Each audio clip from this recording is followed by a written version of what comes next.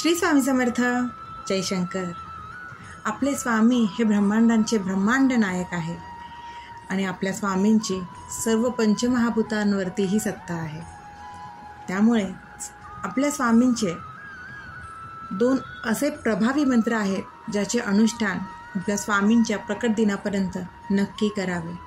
कारण स्वामींची कुठलीही सेवा आपण केली आणि जर ती पूर्ण श्रद्धेने केली तर स्वामी आपल्याला कुठल्याही संकटातून नक्कीच बाहेर काढतात आणि आपल्याजवळ कुठली संकटही येतही नाही.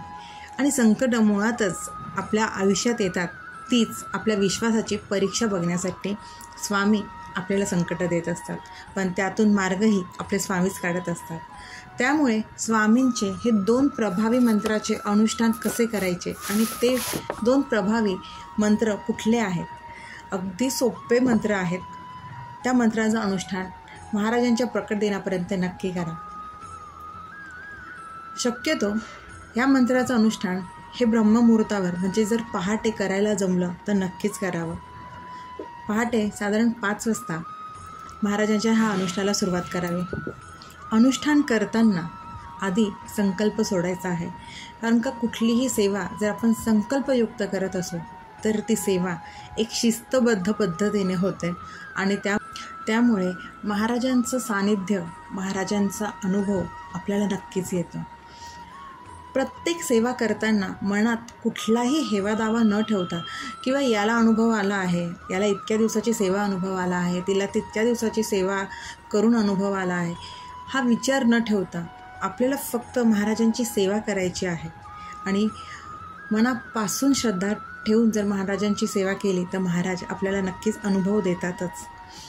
काही गोष्टींना उशीर लागत असेल तर ते आपले प्रारब्धाचे भोग समजावेत.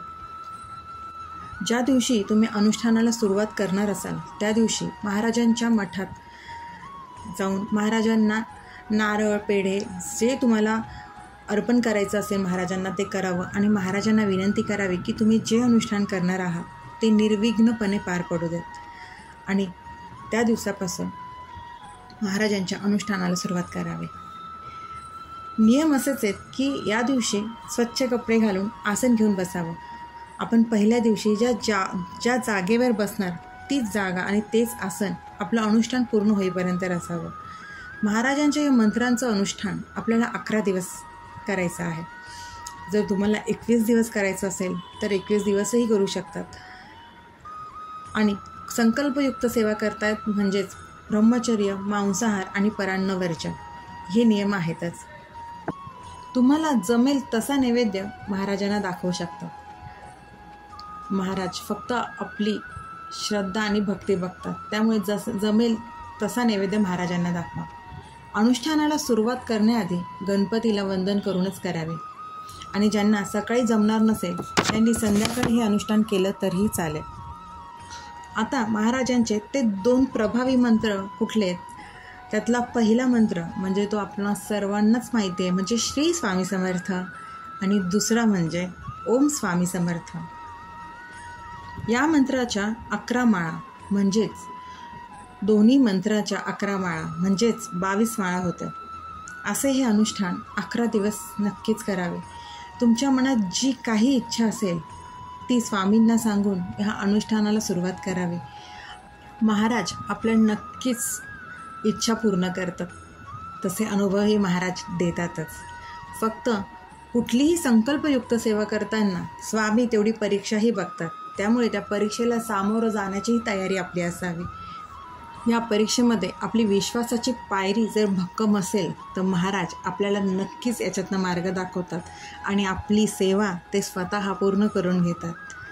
त्यामुळे महाराजांवरती निसंकोच विश्वास ठेवून, आपल्या भक्तीवरती दृढ विश्वास ठेवून कुठलीही सेवा करताना प्रामाणिकपणे, आपले कष्ट प्रामाणिकपणे, मनात कुणाबद्दलही द्वेष न ठेवता हे सेवा करावी.